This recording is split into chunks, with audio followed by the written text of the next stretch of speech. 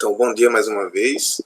Nós começamos propriamente hoje a discutir Foucault, na aula de hoje.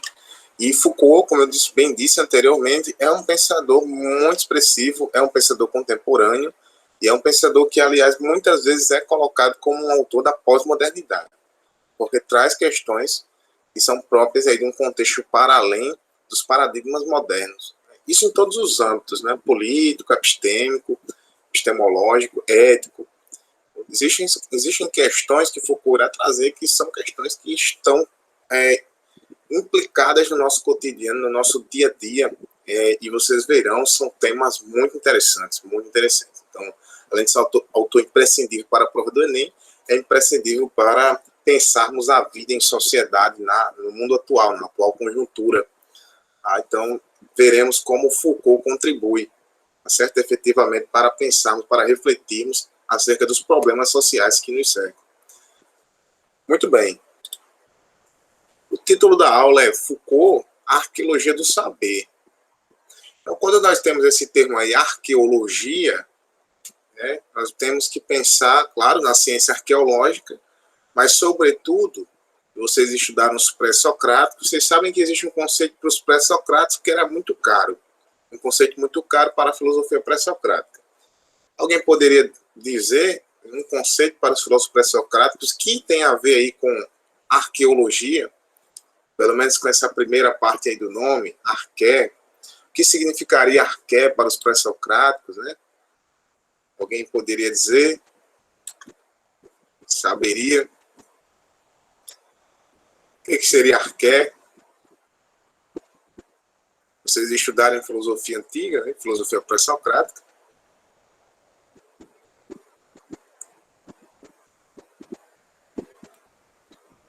Então, arqué é uma palavrinha grega, para dizer princípio, origem, certo? Então, quando os pré-socráticos estavam em busca do princípio primeiro de todas as coisas, do cosmos, da ordem cósmica, eles estavam em busca de um arqué, certo? Do princípio harmonizador do real. E essa arqué eles encontravam na física. Bom, Foucault realizará uma arqueologia do saber. Então, se nós pensarmos, mas Foucault era um arqueólogo, no sentido filosófico, Foucault é um arqueólogo porque Foucault vai buscar as origens, os princípios que fundamentam ou que legitimam determinadas concepções de saber. O que o saber representa efetivamente para a civilização humana, para a civilização. Então, nós começamos a aula pensando nesse ponto, o próprio termo de arqueologia. Então, Foucault empreende uma arqueologia, isso quer dizer que ele é um filósofo que vai se preocupar com a causa, a origem do saber. O estudo que ele vai empreender é sobre as origens, então ele vai lá atrás, ele vai buscar uma tradição. Então, nós já sabemos que é um filósofo que vai analisar a tradição histórica de pensamento. Então, ele vai analisar essa tradição histórica e vai tecer considerações críticas contundentes. Seguindo. Então, alguns aspectos biográficos. Michel Foucault foi um pensador francês. Então, ele viveu entre 1926 e 1984. Se vocês procurarem no YouTube, encontrarão certamente várias entrevistas de Michel Foucault. Então, Michel Foucault, ele é um pensador muito próximo de nós. Muito próximo. Mesmo porque os temas que Foucault traz são temas contemporâneos. Ele vai trabalhar com temas contemporâneos. Embora isso não exclua também que Foucault teça críticas a uma tradição histórica de pensamento, como eu disse. Nesse processo de arqueologia, Foucault vai analisar também muito do que foi produzido anteriormente. Certo? Bom, então ele é considerado um dos filósofos mais influentes exatamente pelo recorte de temas que Foucault traz. Foucault vai tocar em questões profundas para o pensamento filosófico. Então, questões do ponto de vista ético, político, epistemológico, ontológico. Foucault não vai se excluir, ele é um filósofo completo. Ele não vai se excluir de tocar nas questões fundamentais para a tradição filosófica. Então, é por isso que ele é tão expressivo. É um filósofo que está caminhando em diversas áreas, aliás. Ele é um filósofo multidisciplinar, tendo em vista que a sua obra mescla elementos de filosofia, E aí também questões interessantíssimas do ponto de vista jurídico, né, do direito, da psicologia, muito. Você sabe que uma das obras, né, do Foucault é a História da Loucura.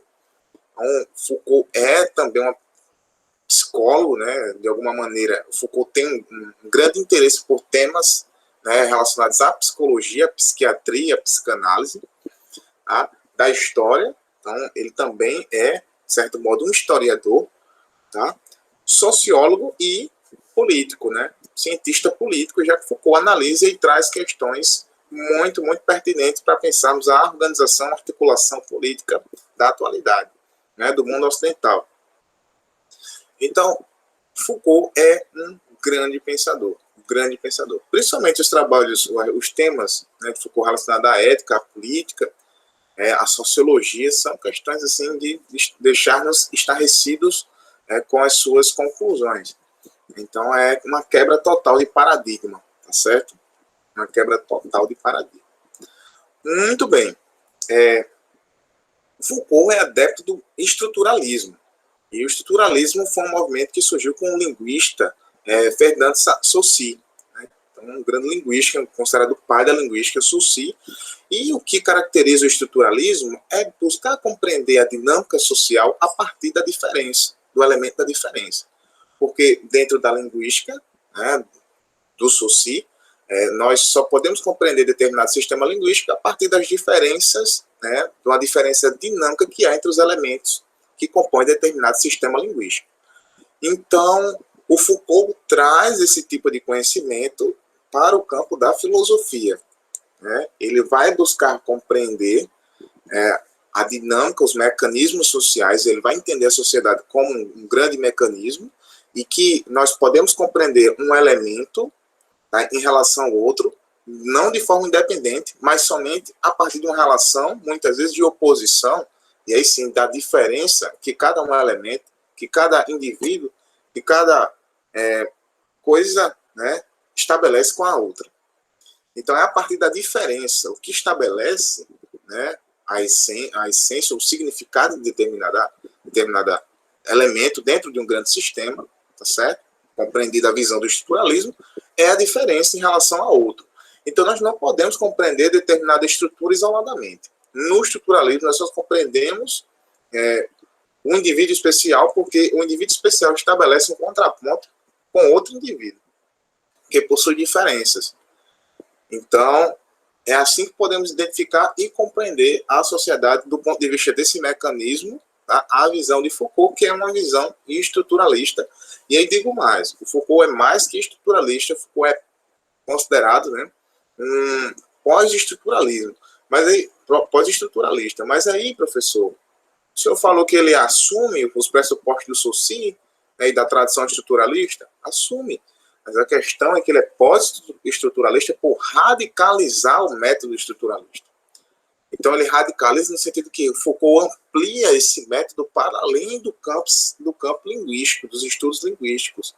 Foucault traz esse método para o campo sociológico, para o campo filosófico, para o campo psicológico, né, para as questões relacionadas ao direito. Então, ele radicaliza completamente o método estruturalista. Então, por isso que são chamados pós-estruturalistas. Tá? Os pós-estruturalistas, eles carregam essa concepção de compreender-se a unidade a partir de uma diferença estabelecida dentro de determinado sistema, tá certo? E eles ampliam essa visão para todos os âmbitos do conhecimento, né? Dizendo que podemos aí conhecer, né, a partir do método estruturalista para além do campo linguístico, mas aí também filosófico, político, enfim, tudo isso cabe, é passível de ser compreendido a partir do estruturalismo. E aí ele é um pós-estruturalista. Bom, Foucault critica, né, os preceitos existencialistas e positivistas. Então, o mundo, né, positivista, aquele mundo pensado por Auguste Comte, que estaria em processo de evolução constante, cuja última etapa seria a do positivismo, vai ser criticado por Foucault. Afinal, que tipo de progresso o positivismo ou os positivistas estavam falando? Em que tipo de progresso é esse? Será que ele foi verificado? À altura do campeonato, a época histórica de Foucault, já foi visto que muito do que se acreditou ser um progresso não foi efetivamente. Não foi efetivamente. Então, muitos fatos, acontecimentos históricos demonstram que a concepção positivista ela excluía uma grande parcela de, como eu poderia dizer, uma grande parcela da dimensão existencial, a dimensão vivente, a dimensão social. Desconsiderava muitos problemas, desconsiderava muitos aspectos.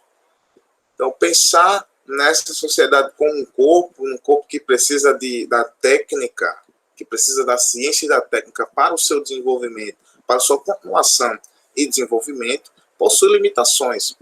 Foucault já tece um diagnóstico no seu tempo em relação à concepção positivista. Tá? Inclusive que um dos lemas é ordem e progresso. Mas que tipo de ordem, que tipo de progresso estamos falando? Quais são as bases ou qual é o plano de fundo desse tipo de ordem?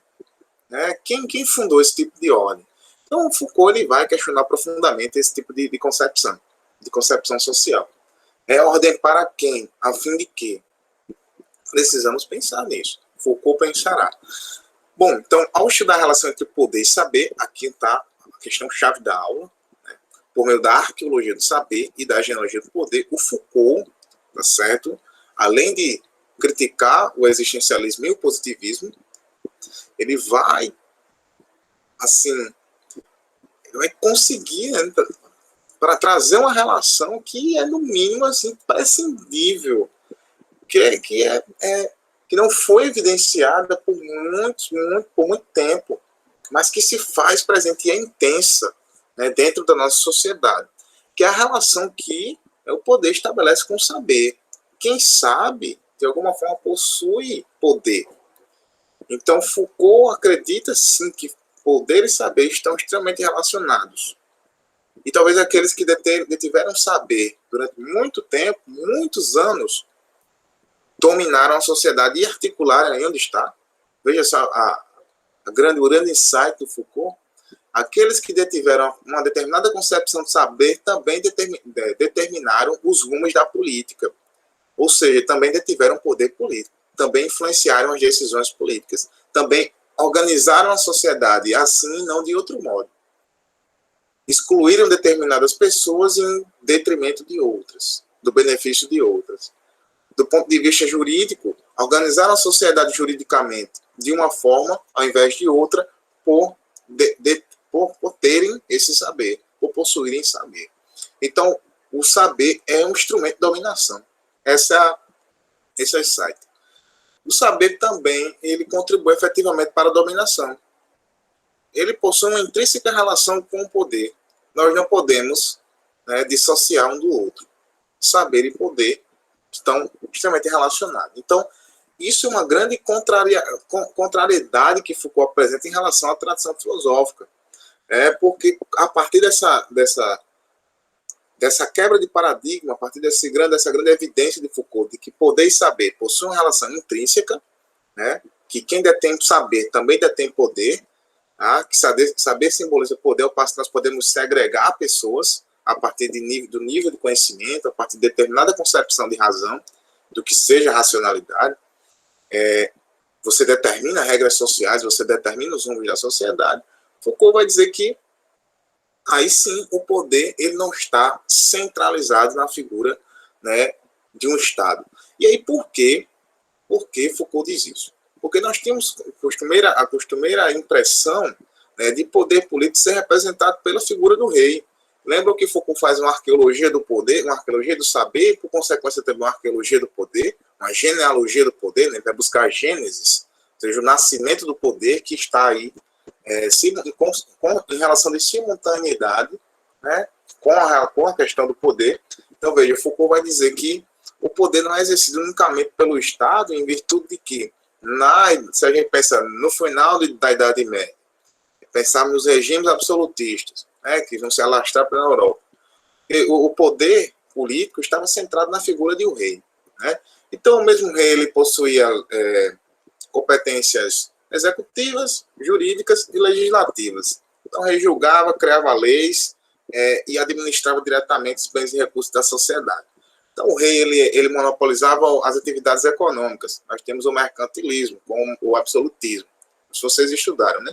O mercantilismo completa o controle estatal que está esse Estado, representado na figura desse rei absoluto, sobre a vida dos indivíduos. Então, o poder foi costumado, principalmente com esse poder simbólico do regime absolutista, né, desse poder do rei centralizador, do poder que é legitimamente daquele soberano e que é intransferível, que ninguém pode interferir em suas decisões, o rei não é obrigado a acatar sugestão política alguma. Então, pensar nesses moldes para Foucault na contemporaneidade é pensar equivocadamente sobre a questão do poder político. Porque a gente retoma um paradigma que não é nosso, não é contemporâneo, mas é um paradigma aí do final da Idade Média. É um paradigma do final da Idade Média. Início ali, transição para a modernidade. Tá certo? Então, na contemporaneidade as coisas mudaram. Pensar a noção de poder político como esse poder político que se afigura em determinado ente, nesse caso, na figura do rei, é um grande, que eu poderia dizer, anacronismo, falta de contextualização.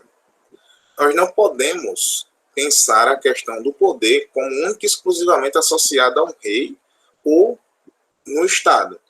O poder não é exercido unicamente pelo rei nem pelo Estado, certo?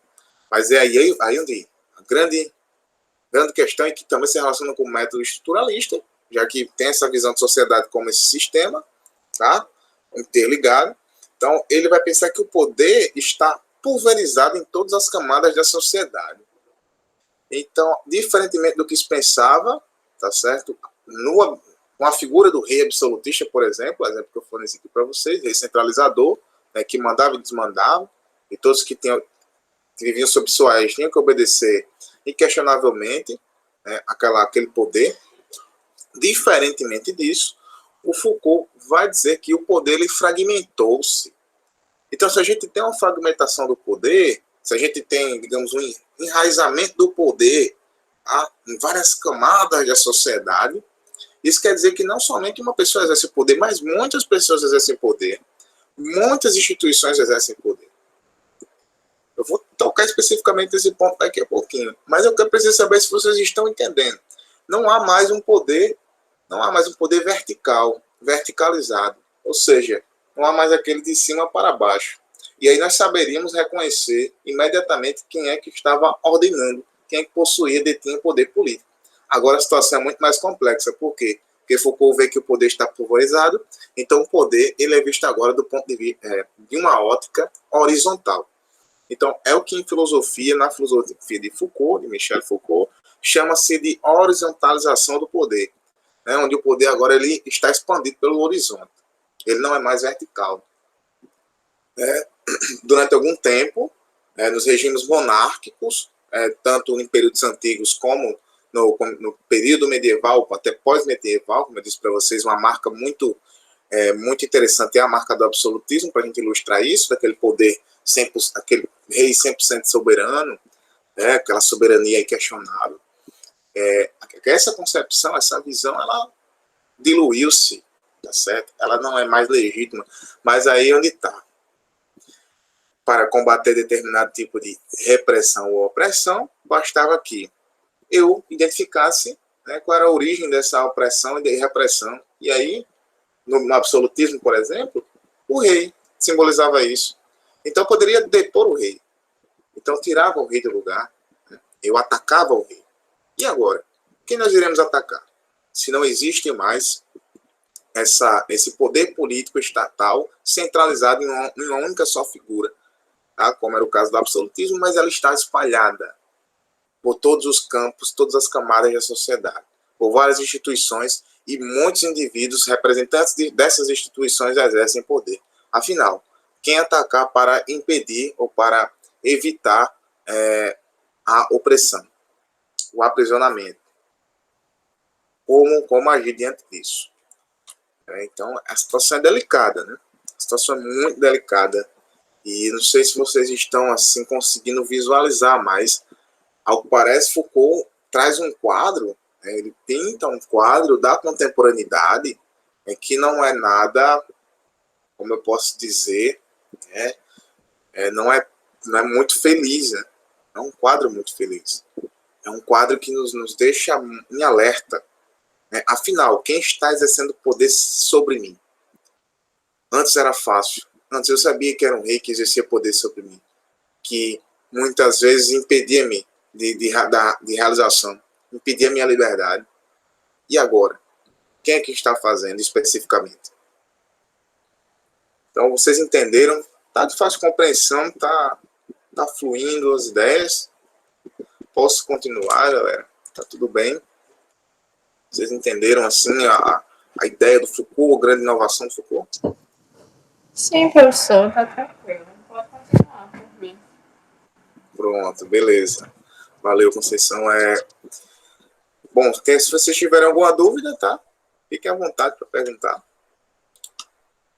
E aí a gente passa para o próximo slide.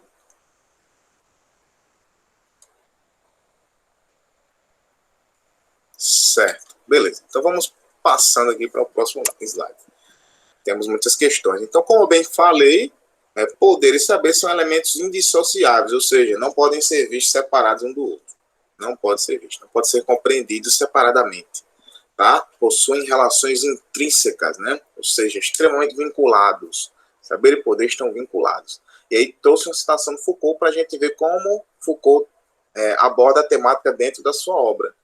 Quem sabe um enunciado desse, da própria obra do Foucault, não cai como enunciado do Enem. É bem possível. Então, o que Foucault vai dizer aqui? Ele vai dizer que não há relação de poder sem constituição correlativa de um campo de saber, nem saber que não constitua ao mesmo tempo relações de poder. É o que eu acabei de dizer. Então, eles estão vinculados, profundamente vinculados, de modo que não é possível conceber um sem o outro. Tá? Há uma relação de interdependência, intrínseca no sentido de uma interdependência. Tá? Se nós temos uma articulação de poder, temos uma articulação de saber. Um saber que o articula. E aí vice-versa. Então é por isso que o Foucault vai trazer a visão da genealogia do poder em busca das origens do saber. Porque a gente poderia perguntar, bom, professor, se ele quer entender aí a questão do poder, por que ele vai fazer uma arqueologia do saber? Exatamente por isso. Porque onde tem um, tem o outro. Onde existe saber, existe poder. Tá certo? E onde existe poder, existe algum saber ali legitimando todas as práticas. Tá certo? Exemplo disso, e aí mais uma vez, eu trouxe essa imagem também para a gente assim, vislumbrar, né, melhor a questão. Então, Foucault diz que a razão, ó, veja só, a própria concepção, a noção de razão, ela já constituiu, tá? Constitui por si mesma um instrumento de poder. Por quê? Porque, por exemplo, os loucos na Idade Média e moderna eram segregados da sociedade por apresentarem desvios com relação a essa noção de racionalidade. Então, essas pessoas eram vistas como irracionais. E aí perceba a relação entre poder, saber e poder. Então, uma determinada concepção de racionalidade que excluía, tá certo? Que excluía diversas outras noções de racionalidade, foi hegemônica, tá certo? É cristalizada, e a partir dessa cristalização, desse modelo, desse padrão de racionalidade, todo aquele que não se encaixasse, tá, naquela concepção de razão era excluído por causa, né, das pessoas que eram colocadas nos hospitais, nos manicômios, né, nos hospitais psiquiátricos. Então, as pessoas eram simplesmente segregadas, impedidas de viver no convívio social. Elas eram excluídas da sociedade. Então, Foucault também traz essa ideia para nós. Bom, quem seriam então os loucos? Seriam pessoas que desviaram de alguma maneira de determinados comportamentos e normas sociais aceitas pela sociedade, ou seriam pessoas que, de fato, teriam problemas cognitivos reais? E agora, como saber? Então, a primeira hipótese é muito mais válida para Foucault. Essas pessoas, talvez nunca tivessem, nunca foram, tiveram, talvez a maioria deles, problemas cognitivos efetivos. A questão é que elas desviavam, elas não se encaixavam em determinado parâmetro social, determinada concepção de racionalidade que moldava a sociedade. Eles desviavam, apresentavam comportamentos, uma forma de pensar, de perceber o mundo diferente. né, de conceber as relações com o outro de modo distinta. E aí, por serem diferentes, foram tidos como loucos. Então, na visão de Foucault, loucos eram tidos como os diferentes. E os diferentes eram excluídos da sociedade. Aqueles que possuíam uma percepção, uma ótica diferente do mundo, eram excluídos da sociedade. Então, veja só, quem aqui já leu Dom Quixote, de Miguel de Cervantes? Né? Já tiveram a oportunidade de conhecer Dom Quixote? Dom Quixote de La Mancha, o Fidalgo? Não, eu nunca li, não. Mas a história eu já conheço, já. Pronto. Vamos pegar o exemplo de Dom Quixote. E a própria época do Dom Quixote, do Fidalgo de La Mancha, né? Então, o que acontece? Dom Quixote é um fidalgo, né, que de tanto ler a história, né, a narrativa, não vou dar spoilers, mas a narrativa é um fidalgo, né, um senhor que de tanto ler romances de cavalaria, decide então se tornar cavaleiro.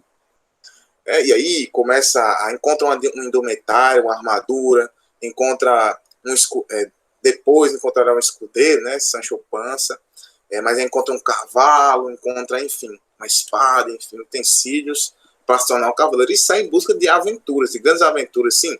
Encontra uma donzela por quem seria apaixonado e dedicaria suas aventuras. E aí o Dom Quixote, muitas vezes, né, tem determinadas percepções do real, sobre a realidade, que destoam completamente daquilo que as outras pessoas veem. Então, ele está com o Sancho, e aí os dois caminhando, e aí eles veem moinhos, Sancho vê moinhos de vento, mas Dom Quixote vê grandes gigantes, né? É a cena clássica, né, do Dom Quixote de La Mancha. Então, ele vê moinhos de vento, Sancho vê moinhos de vento, que é seu escudeiro, Sancho Panza, e ele vê monstros, e aí parte para o combate, né? Se machucando, inclusive, porque ele bateu no moinho de vento, ele não bateu no monstro, né? Não existia um monstro, efetivamente. Bom, era uma visão de mundo que o Dom Quixote, que o Fidalgo possui, extremamente subjetiva e particular, singular da realidade, a qual nenhuma outra pessoa, nem o seu escudeiro, Sancho, compactuava no sentido de tê-la. Mas era uma impressão extremamente singular e particular. Nem por isso, percebam, nem por isso, Fidalgo de La Mancha, Dom Quixote, merecia ser maltratado, né? Ele mereceria ser segregado do convívio social, tá? Porque, se a gente percebe, ele é uma pessoa com sentimentos humanos, né? Ele é humano, uma pessoa, um indivíduo, né, que tem senso de humanidade.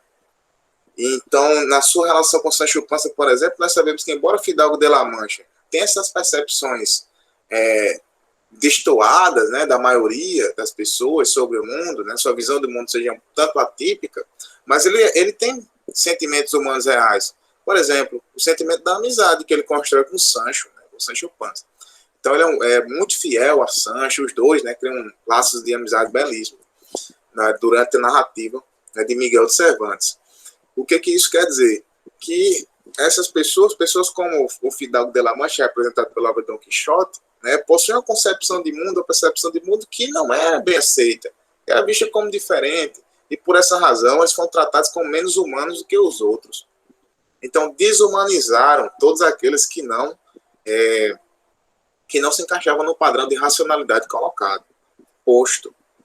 Então saber é poder porque o saber determinou um critério para julgar se alguém merecer estar no meio social ou não, certo? Então, é triste, é muito triste. É muito triste. O que Foucault mostra para a gente é uma evidência, né? O que aconteceu historicamente. Então, muitas pessoas, embora possuíam grandes sentimentos nobres, como é o caso do Fidalgo de La Mancha, no Miguel de Cervantes, né, no Don Quixote, pessoas com sentimentos nobres do ponto de vista humano, pessoas que têm, né, um pleno senso de humanidade, eram simplesmente retiradas da sociedade por não seguirem determinadas regras da racionalidade, não perceberam o mundo da maneira que os outros concebiam, né? Por imaginação de mais ou de menos, né? Por excesso de criatividade, como é o caso do Fidalgo, tá certo? De Miguel de Cervantes. Eu aconselho vocês lerem essa obra porque é muito assim um clássico da literatura, um grande clássico da literatura, mas principalmente porque nós vemos um homem que em seu tempo era extremamente julgado, né? Julgado como tendo parafuso a menos, como sendo louco.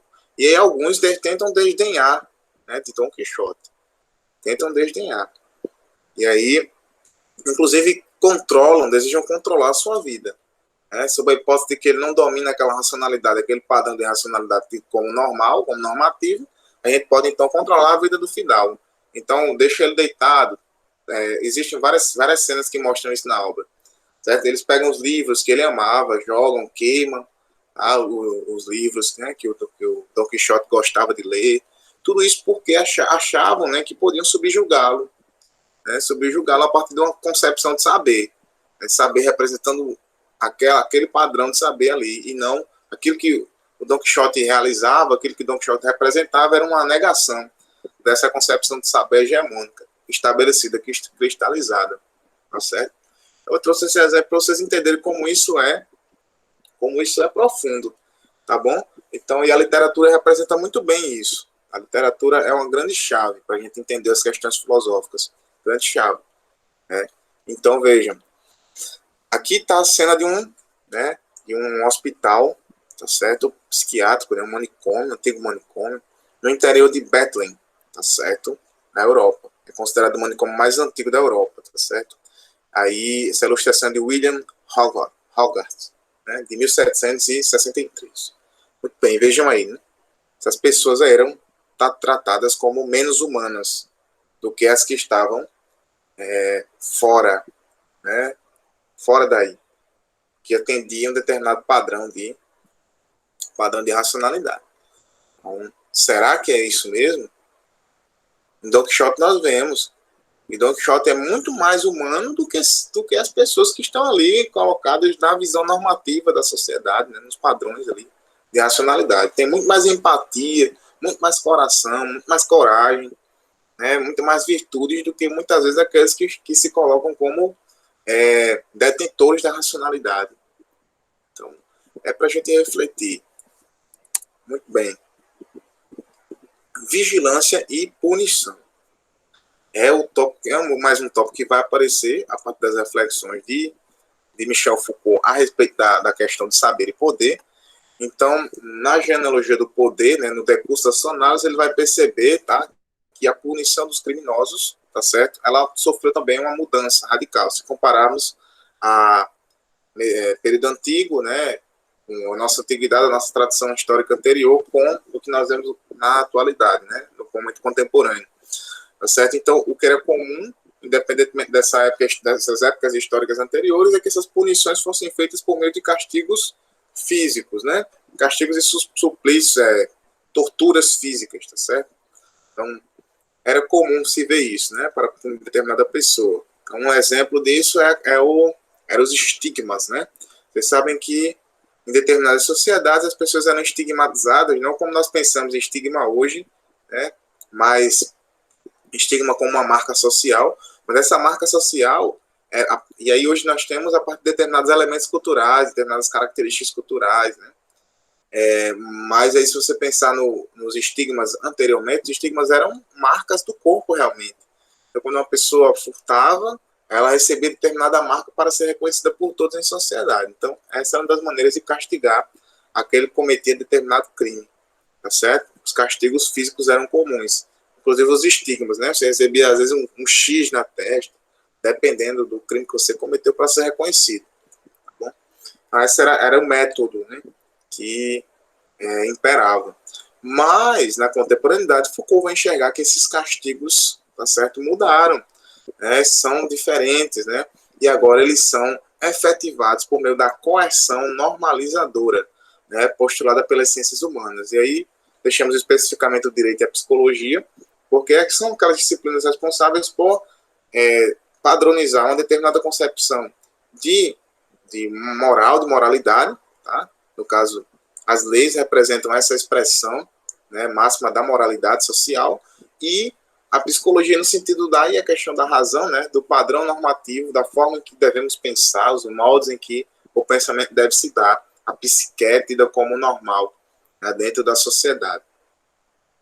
Muito bem, então elas padronizam, né? Essas disciplinas elas trazem padrões tá? Que podem ser usados para normalizar determinada pessoa. Então, uma pessoa que atende determinados parâmetros morais e psicológicos, ela é colocada, ela é vista como normal dentro da sociedade, tá certo? Então, essas disciplinas são destacadas por conta disso. Bom, então o poder se exerce, no caso Foucault, agora essa punição, essa força punitiva, ela se exerce por meio do adestramento. Então, ou seja, adestramento. Ele pega uma pessoa que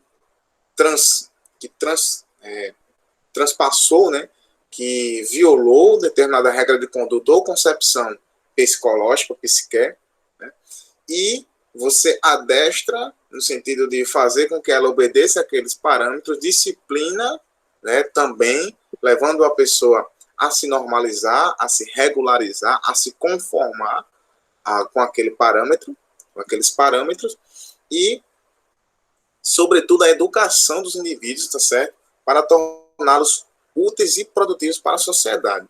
Então, a punição que hoje nós temos não é uma punição do castigo físico, tá certo? Não é um castigo físico mais. Nós temos o castigo físico, mas para Foucault, o mais ainda, vamos dizer, poderoso, tá certo? O mais poderoso, o mais intenso é a ideia aí do castigo, da coerção normalizadora que se dá por meio desse adestramento, disciplinarização e educação, né? Ou seja, essas instituições, tá certo? Por meio desses parâmetros, dessas regras, acabam realizando o quê?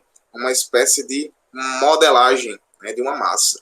Modelam o caráter, modelam o comportamento, controlam absolutamente o comportamento das pessoas. Os passos, como nós agimos, com quem agimos, quando interagimos, por quem interagimos. Tudo isso numa visão muito mais abrangente, porque isso tudo possui uma finalidade.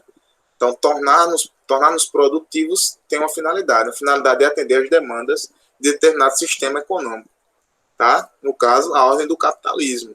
O capitalismo. Então, a produção, né, de bens e produtos. Então, temos que educar indivíduos para se adequar a essas regras de produção, para que eles tenham utilidade para a sociedade. Não podemos, não podemos deixar que indivíduos sejam assim totalmente livres, né? Então, é a maneira de cessar nossa liberdade, né? Adestrando-nos, disciplinando-nos e educando-nos, né? Consoante valores e normas sociais que não foram colocadas por nós, mas por outros.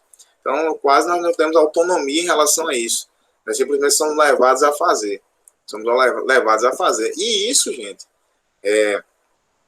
isso não é difícil de ser verificado, não.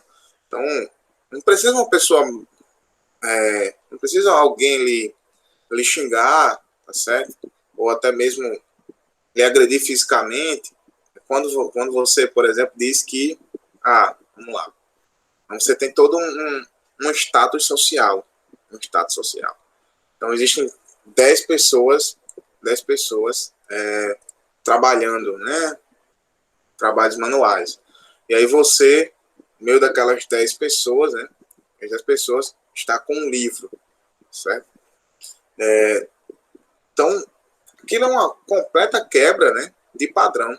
Então, por que as pessoas estão ali trabalhando manualmente e você está com um livro? Você está ocioso, entre aspas. Né? Por que você está ocioso? Não pode. Então, as instituições normalizadoras vão servir para isso. Então, aqueles próprios indivíduos vão lá lhe coagir. Muitos podem até falar educadamente, mas eles tentarão te convencer de que é bem mais produtivo, aí veja, né? Há toda uma lógica. É bem mais produtivo para a sociedade que você largue o livro e que você se dedique ao trabalho que todos estão realizando no momento. É claro, eu estou falando aqui de uma situação específica, tá? É claro que você pode abandonar o livro e solidariamente ajudar os seus companheiros se caso for. Mas eu estou falando no sentido macro, como Foucault está vendo. Tá? Eu estou tentando mostrar para vocês a própria visão de Foucault da sociedade. E a sociedade é assim. Os indivíduos não aceitam que os outros tenham ócio. O ócio ele é repudiado na nossa sociedade. Por quê? Porque o ócio, o ócio produtivo, por exemplo, que os gregos chamavam, né?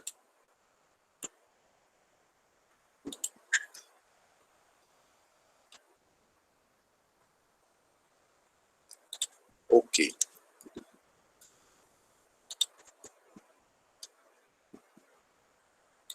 Só um momentinho. Esse ócio produtivo Mesmo esse ócio produtivo, que é o ócio que você se dedica a trabalhos intelectuais, né, os gregos valorizavam muito esse tipo de ócio, né, de tempo livre, ele não é permitido, ele não é bem visto. Né? Se você busca, de alguma forma, esse ócio no meio de uma conjuntura social em que as pessoas estão em trabalhos laborais, é claro que você vai ser coagido, e aí sim, há uma coerção para que você se encaixe em aqueles determinados padrões e parâmetros. Tá? Tudo isso com visão aí de lucro, né? Com a visão da sociedade mais produtiva, né? Tornando-nos aí mais produtivos. Muito bem. Então, essa conjuntura baseia-se no princípio utilitarista, de que vigiar coíbe mais do que punir. Então, é muito mais construtivo vigiar do que punir. Então, sabendo que existem pessoas que estão te julgando a todo momento, você deixa de fazer muitas coisas. Tá? O exemplo disso é o poder exercido dentro das fábricas, das escolas, dos hospitais. Como eu disse para vocês, essa não é uma visão particular do Foucault, é uma visão macro da sociedade. Então, ele percebe que dentro das fábricas, dentro das escolas, dentro dos hospitais, espera-se um comportamento das pessoas. E quando essas pessoas têm outros comportamentos, elas automaticamente são disciplinadas. São adestradas e educadas para não violar aquelas regras de conduta. Tá certo? Então, e essas instituições e aí horizontais, não propriamente estão numa dimensão de poder institucionalizado, mas são instituições sociais, né, com as quais nos deparamos todos os dias, tá certo? E que exercem um poder imenso político sobre nossas vidas, porque nos fazem caminhar em direção a normalizar-nos com determinados propósitos políticos e econômicos, como é o caso aqui, né, de uma sociedade produtiva, e que todo tipo de ócio é visto como negativo, como algo ruim. Então devemos acabar com o ócio, né? Bom, esse é o chamado poder disciplinador. Então, ele é muito eficiente, é muito eficaz. Né? Quando um grupo de indivíduos se junta para tripudiar o comportamento do outro, né, para dizer que é inaceitável aquele tipo de comportamento, você com certeza se aflige, né, se aflige bastante. Então, é assim que acontece na visão de Foucault.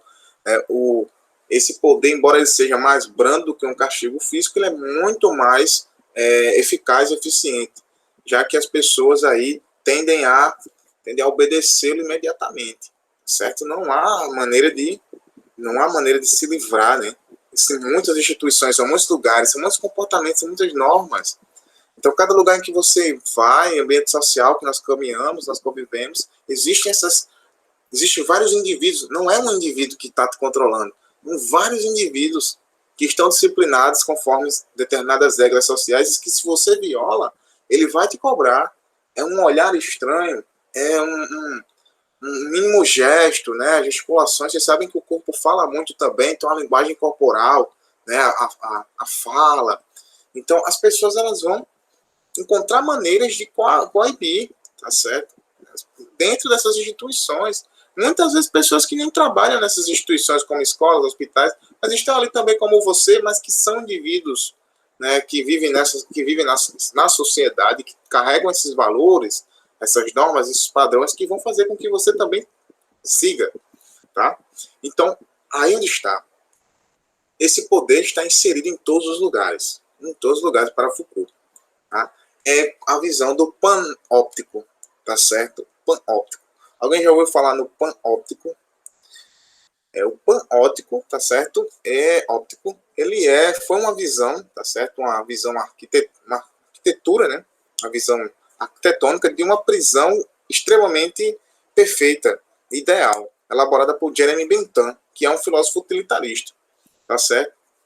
Então, pensando nesse tipo de vigilância extremamente eficaz, o Bentham pensou num modelo de prisão em que todos aqueles, né, pudessem ser atingidos pelo poder disciplinador, tá? Então, fossem coibidos de maneira eficaz e eficientemente. Então, como essa prisão ela é construída? Ela é construída num círculo, depois eu vou mostrar a imagem mais específica, deixa eu ver aqui. Bom, essa prisão é construída em volta, né? Assim, um círculo, um formato circular, e aí você tem uma torre. É claro que essa imagem aqui da torre não é como a prisão era pensada, aqui é uma ilustração.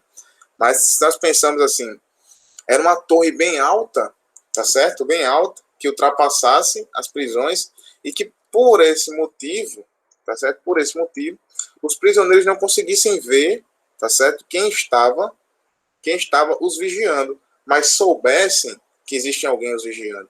Então, e os guardas, pelo contrário, tá certo? Vissem todos os prisioneiros da prisão, tá certo? Mesmo que esses prisioneiros não o vissem. Então, só o medo de ser disciplinado, só o medo de ser punido por violar determinada regra do sistema prisional, fazia com que os prisioneiros, a visão de Bentham, tá certo? Não cometessem desvios de conduta, né? Não tentassem revoluções ou revoltas, só pela ansiedade provocada ali pelo aquele ambiente. Então, é um ambiente que causa uma profunda ansiedade. Dá para vocês entenderem assim, vamos pensar aqui. O Big Brother, né, mesma visão do Big Brother.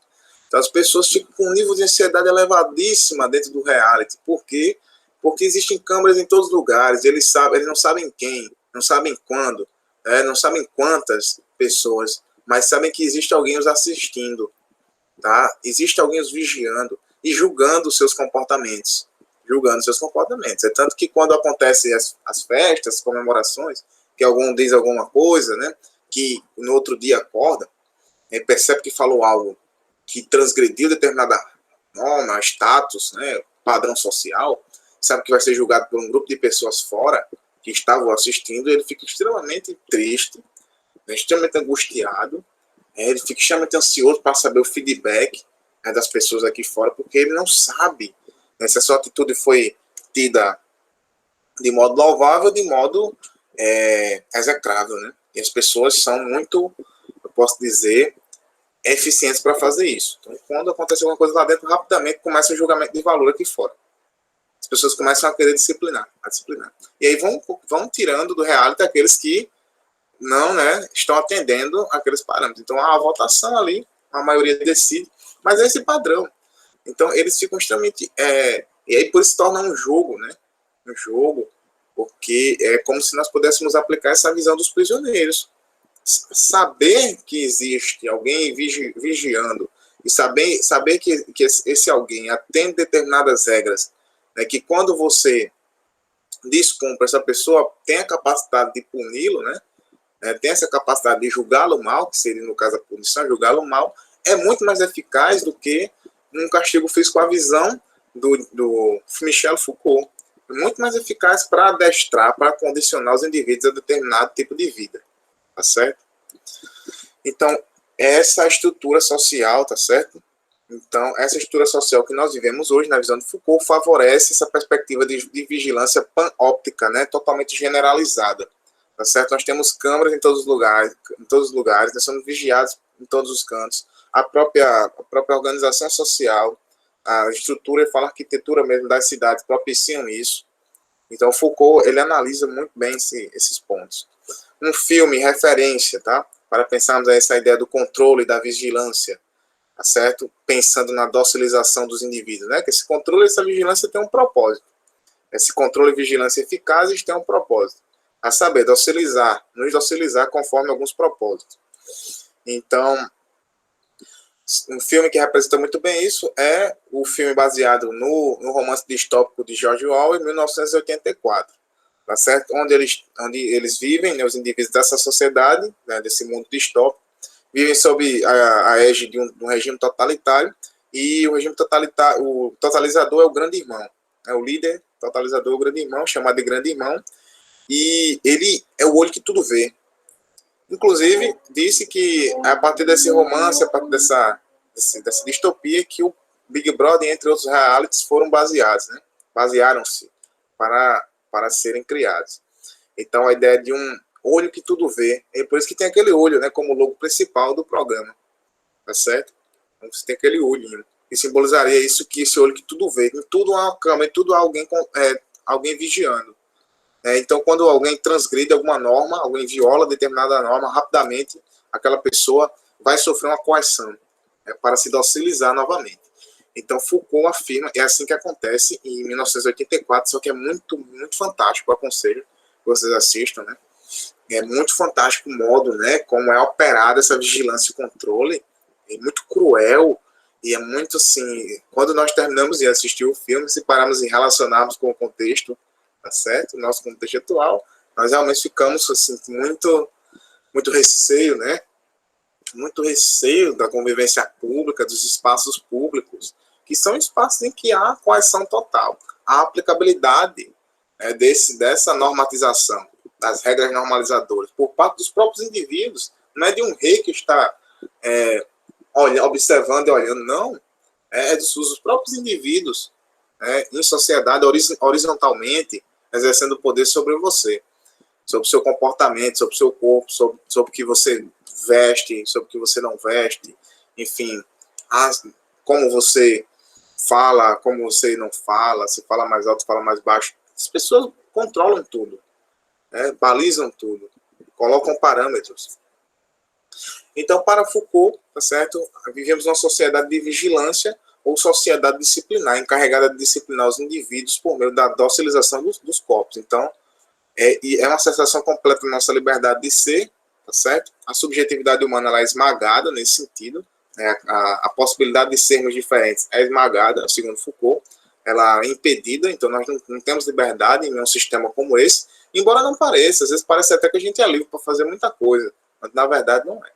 A gente não é livre para fazer muita coisa, não. Nós temos uma série de instrumentos coercitivos para impedir que nós façamos aquilo que queremos. Então, com o passar do tempo, Foucault percebe, né, que o corpo podia ser treinado, disciplinado para perder seu poder e se tornar dócil e submisso.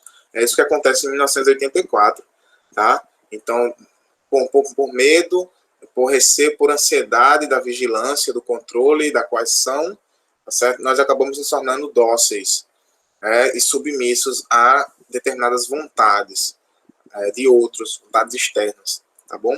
Então, os indivíduos têm sua existência condicionada, ficam condicionados àquele regime, condicionados àquele padrão, aquele modelo de vida, aquele modo de vida. Não conseguem ser diferentes, não conseguem ser eles mesmos, tá certo? Então, a disciplina das individualidades é o estudo de cada detalhe do corpo para melhor agir sobre ele. Então, é o último slide aqui que nós chegamos. Então, eu vou falar para vocês aí que Foucault analisa e vê que há um esquema, que nós podemos entender como esse controle ele é exercido, tá? Essa normatização é exercida. Então, ela é exercida a partir de 4 princípios. Percebam, o celular, que refere-se à distribuição dos corpos no espaço de forma que seja fácil e prático vigiá-lo. Então, veja só o panóptico aqui, a prisão, né? Então, tudo dividido ali em espaços que sejam fáceis, né, de controlar, de vigiar. A arquitetura ajuda para isso. A arquitetura das cidades, dos bairros, ajudam para isso. Então, no caso aqui, na escola, a disposição em filas das mesas nas escolas. Então, tudo isso facilita a vigilância, né? Tudo isso facilita a vigilância, a observação dos comportamentos. Tem o nível orgânico, tá? Em que as atividades para disciplinar o corpo devem ser vistas como naturais pelos indivíduos. Então, é natural que alguém repreenda comportamentos sociais. As pessoas naturalizam isso, né? Não entendem que há todo um plano, né, o qual você não participou para construir, que você obedece questionavelmente. Que as pessoas estão lutando para que você obedeça, mesmo elas, mesmo inconscientemente, mesmo elas mesmas não se dando conta que estão trabalhando a serviço de vontades que não delas.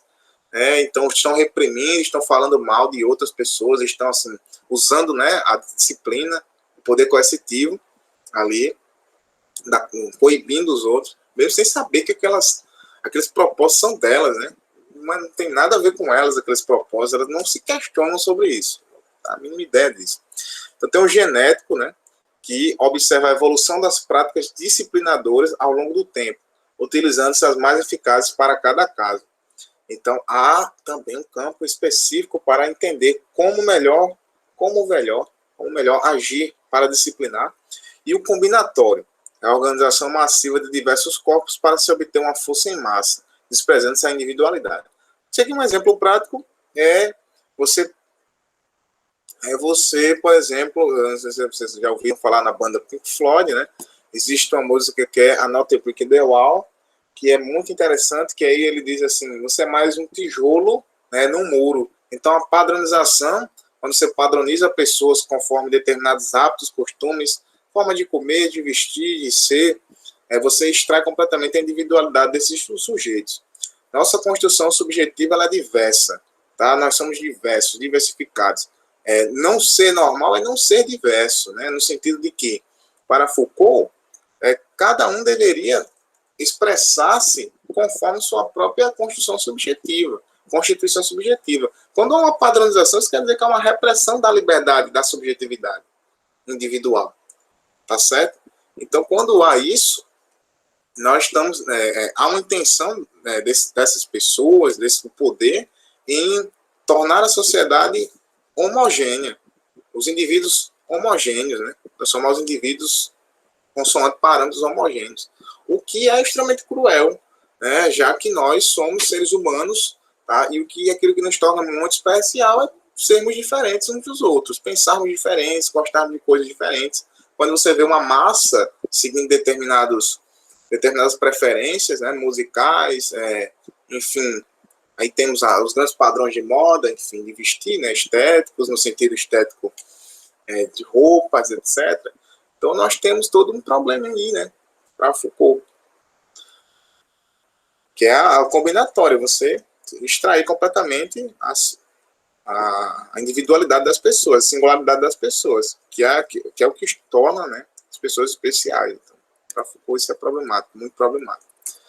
Bom, gente, nós finalizamos por aqui, tá? E aí nós respondemos uma questão aqui de Foucault e finalizamos a aula. Eu vou responder com vocês a questão exatamente que diz respeito à prova do Enem, que caiu ano passado, tá? Então, dúvidas? Sim, você ganhou 1984? Muito bom. Excelente. Vamos responder essa questão. Vocês têm dúvidas? Sem problema, foi clara a exposição. Muito interessante, né? Vocês gostaram assim, do tópico de Foucault? O que vocês concordam aí com Foucault? Vale discordar também, né? Porque a gente está estudando, mas a gente está estudando o teórico, assim, vendo o seu desenvolvimento teórico-técnico, né? Mas nós estamos no campo crítico, de reflexão crítica, então podemos também trazer algumas objeções à teoria de Foucault. Mas, claro, primeiro temos que entendê-la, né? E nós já fizemos isso. Nós falamos na aula. Ele é muito genial também. Eu considero Foucault muito, muito genial. Eu acho essa percepção de mundo, de sociedade. Então, as pessoas, às vezes, falam coisas equivocadamente, se pensarmos, né? Equivocadamente. Tem pessoas que acham que o poder se afigura numa única pessoa, né? Sendo que o poder está em nós, né? O poder está muitas vezes em nós. Nós somos o poder. Nós somos o poder político. Nós trabalhamos para o poder político também. Mesmo achando que não. Mesmo considerando não. Achando que são neutros. Então, também Marx tem muita razão quando dizia, né, Karl Marx, que há sempre uma ideologia. Não há ninguém ideológico. Não. Todos nós somos ideológicos. A questão seria diagnosticar que tipo de ideologia nós estamos seguindo, né? Então, que conjunto de crenças estão sendo responsáveis por balizar nossos comportamentos? Tá certo? Quais são as crenças que estão balizando os nossos comportamentos e ações em sociedade? Então, também podemos fazer esse link, né, esse intertexto, né, com Marx. Certo? Bom, muito bem, gente. Questão do Enem. 2019, então a questão aí que saiu do forno agora. Eis um enunciado, modelo padrão das provas do Enem. Enunciado. Vamos lá, vamos ler. Penso que não há um sujeito soberano, fundador, uma forma universal de sujeito que poderíamos encontrar em todos os lugares. Penso, pelo contrário, que o sujeito se constitui através das práticas de sujeição ou de maneira mais autônoma através de práticas de liberação, de liberdade, como na antiguidade, a partir, obviamente, de um certo número de regras, de estilos que podemos encontrar no meio cultural. Pronto, esse foi anunciado. Vamos ver a pergunta. O texto aponta que a subjetivação se efetiva numa dimensão. Subjetivação, afirmação das características subjetivas. Tá? A autoafirmação das características subjetivas. Ela se realiza numa dimensão. Alternativa A. Legal, pautada em preceitos jurídicos. B. Racional, baseada em pressupostos lógicos. C. Contingencial, processada em interações sociais. D. Transcendental, efetivada em princípios religiosos, essencial, fundamentada em parâmetros substancialistas. E aí, A, B, C, D ou E? Daria alguns segundos aí para vocês pensarem.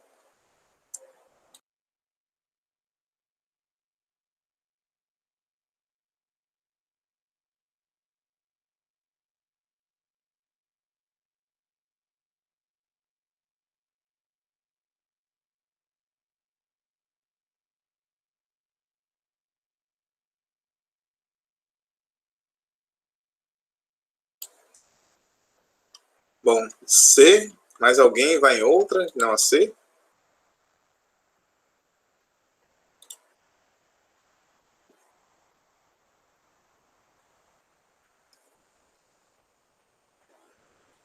Todos vão na C mesmo? Bom, então, vamos lá, né? Vamos responder a questão. Vou comentar alguns pontos aqui. Bom, subjetivação, autoafirmação, né? Das características próprias dos indivíduos. Então, Foucault já diz nas primeiras linhas ali, isso é o texto do próprio Foucault. Tá? Penso que não há um sujeito soberano, fundador, uma forma universal de sujeito que poderíamos encontrar em todos os lugares. Então, vamos lá, né? Eu li essa primeira parte e vamos analisar agora. Então, o texto aponta que a subjetivação se efetiva numa dimensão. Aí vamos pensar aqui. Foucault diz, penso, pelo contrário, que o sujeito, aí vejam, se constitui através de práticas de sujeição ou de maneira mais autônoma, através de práticas de liberação, de liberdade, como na antiguidade, a partir, obviamente, de um certo número de regras, de estilos que podemos encontrar no meio cultural, tá certo? Cultural. Então, não é, acima de tudo, legal, pautados em preceitos jurídicos, mas o critério é o meio cultural. Então, exclui a A. B. Racional, baseado em pressupostos lógicos. Não, voltando, o critério, o parâmetro é cultural. Certo? Os elementos que compõem esses padrões são culturais. Contingencial, processado em interações sociais, claro, né? Porque a cultura é uma expressão, ela se funda a partir das interações sociais, das intervenções humanas no mundo social, das interações, do relacionamento humano. Então, a questão C está correta. Eu acredito que era uma questão bastante evidente. Mas por que não é transcendental, efetivado em princípios religiosos? O que ele diz? Não há um sujeito soberano fundador ou uma forma universal. Tá? Então, não há essa forma transcendental, efetivada em princípios religiosos. Não há universalidade aqui. É essencial, muito menos, se nós pegamos a mesma linha. Vejam, o mesmo argumento, nós conseguimos tirar as questões distratoras. É essencial, não. Tá? Não há, né, um sujeito soberano fundador, uma forma universal. Ou seja, não há esse critério universal de sujeito. Então, não há esse critério essencial de sujeito. Tá certo? Não há. Fundamentado em parâmetros substancialistas, né? Que pensa a partir das essências. Então, não é a A, B, é muito menos D e E. A questão correta é a C. Contingencial, variável, porque varia de sociedade para sociedade. Varia de povo para povo e se funda essencialmente. E aí, até falar essencialmente é perigoso, né? Vamos usar outros termos. E aí, exatamente, são as características culturais que moldam, né, a subjetivação, que contribuem, né, para a subjetivação, tá certo? Então, a dimensão é a dimensão cultural, é a dimensão, e por sua vez, uma dimensão contingencial, processada a partir de interações sociais que contribuem efetivamente para o fenômeno da subjetivação, segundo Foucault, que é a autoafirmação da própria subjetividade humana, das características humanas, individuais, né, de cada um. Tá certo, gente? Então, nós ficamos por aqui. Se vocês não tiverem dúvidas, nós finalizamos a aula. Eu vou ficar aguardando aqui. Se vocês tiverem algumas dúvidas, a gente conversa. Se não, nós podemos ficar por aqui. Alguma dúvida?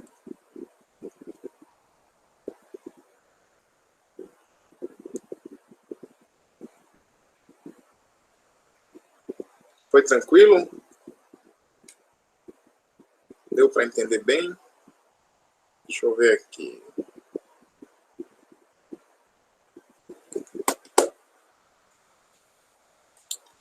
Vou para o compartilhamento. Poder. Certo, muito obrigado. Eu que agradeço a participação, certo? Foi excelente. Agradeço muito. Pois bem, então eu já avisei ao professor Luiz, né, que eu finalizei a aula. Se vocês realmente não tiverem mais dúvidas, nós ficamos por aqui, tá bom? Eu agradeço muito a atenção, muita atenção mesmo, mais uma vez, tá? Muito obrigado mesmo. E aí, até a próxima. Ficamos aí de combinar uma data para vermos aí a questão do feminismo, o tópico do feminismo. Já que hoje eu preferi dar uma atenção especial a Foucault, vocês viram que é um grande pensador, no sentido que tem muitos temas, muitos tópicos que podemos trabalhar a partir de seu pensamento, né? Que o Enem pode trabalhar com diversas questões a partir deles. Então, gente, foi isso. Agradeço bastante e até a próxima. Valeu, tchau, tchau.